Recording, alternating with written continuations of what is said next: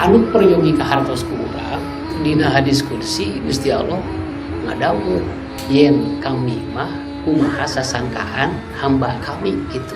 Upami sasangkaan tina materialisme kieu ku Allah teh diijabah kieu gitu. Upami sasangkaan tina tauhid kitu ku Allah teh diijabah kitu maksudnya teh.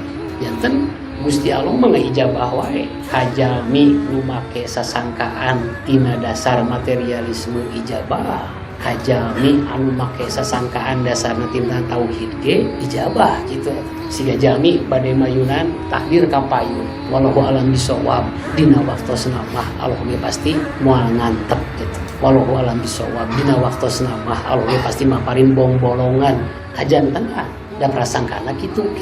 Terus aya nu dasar materialisme alam teu boga duit ti ayeuna mah tuh kaharupna ieu beuki parah nyaan parah. Janten bade nganggo dasar tauhid, bade nganggo dasar materialisme, ijabah dua nana oge itu maksudna teh. Tah mung peryogi urang ngartos anu janten penting kanggo urang tantosna ge sanes ijabahna gitu. Tapi benerna gitu maksudna teh. Yen make filsafat materialisme teh ujung-ujungna bakal ngajadikeun urang jadi jalmi kafir. Yen nganggo filsafat tauhid teh ujung-ujungna bakal nganterkeun urang jadi jalmi anu mukmin kitu tah maksudna teh.